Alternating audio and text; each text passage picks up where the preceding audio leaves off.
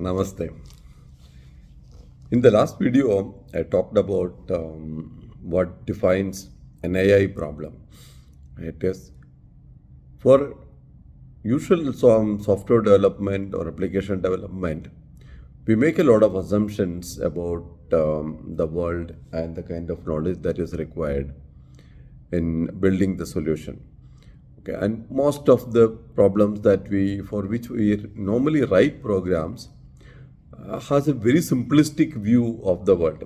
Of course, the algorithmic complexity and all that may be there, but as we saw, the kind of challenges that an AI problem would usually faces is not there in those problems. So when you have a problem that is faced with uncertainty, incompleteness, and non-monotonicity, a dynamic world, and every step has an associated cost, and all that kind of, or one or more of those challenges, then the normal software development that we do is usually not applicable.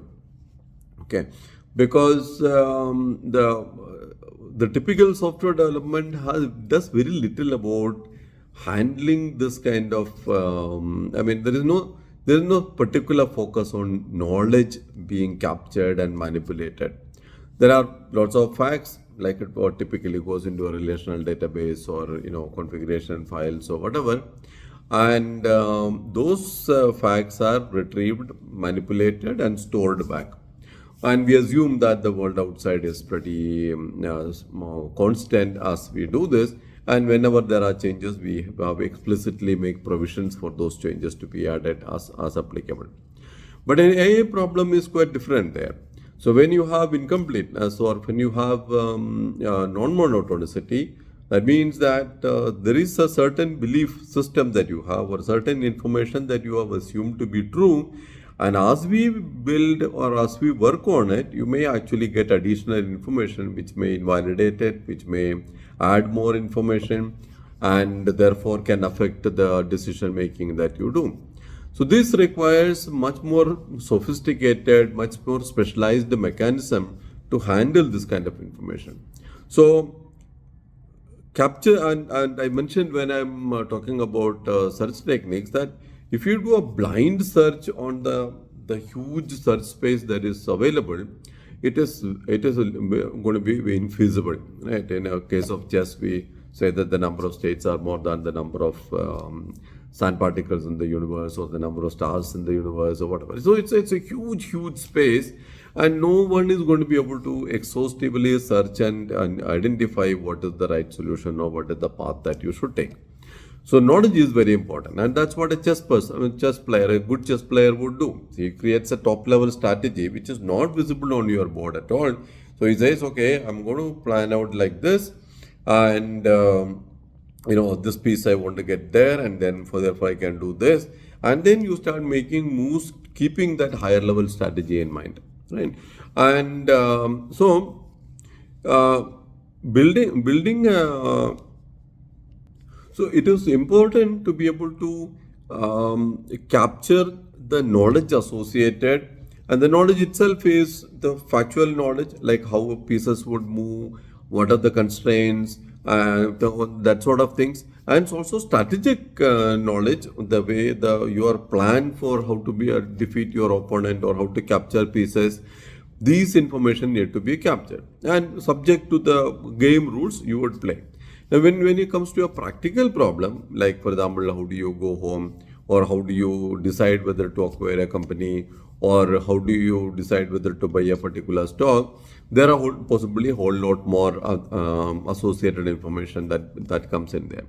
So one major area for AI was to identify what are the different types of knowledge that people usually come across or use, and how do I capture this knowledge onto the machine.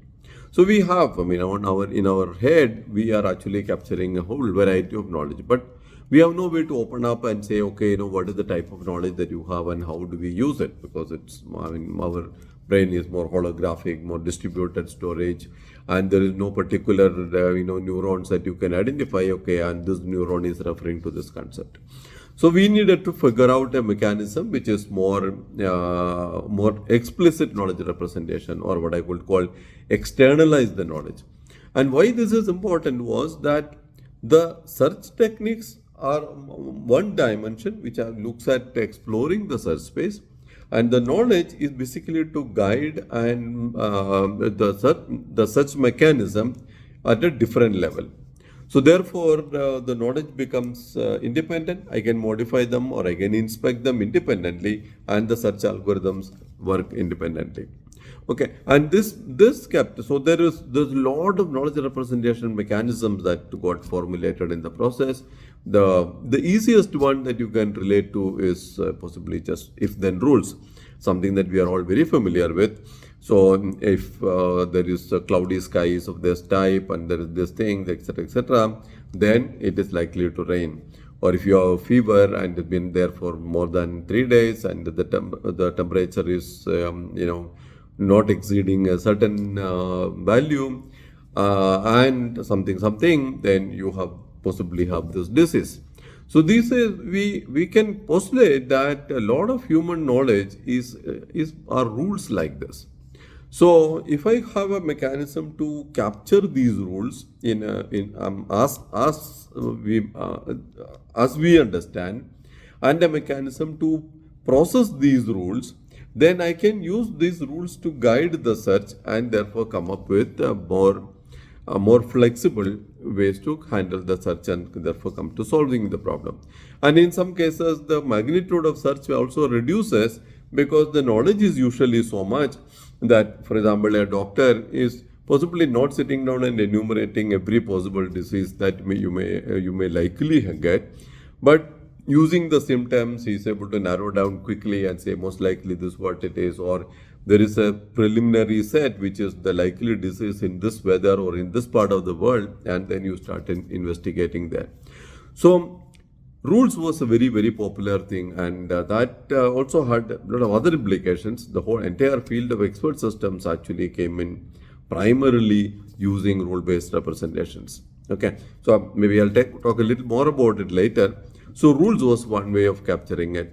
Then we also realized that there are structural knowledge that you have, to recognize that there are different classes of information.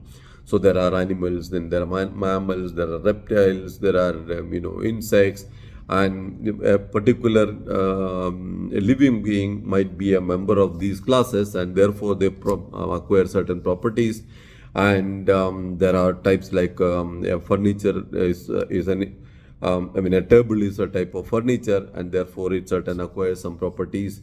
And something is made of wood, therefore it acquires certain properties.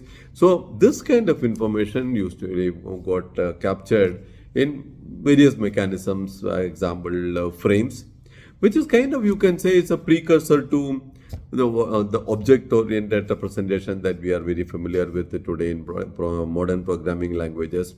So classes and objects was one way to capture the structure and the relationships between entities in the world. There is also what is called semantic networks, which was a more fine-grained way of creating linkages.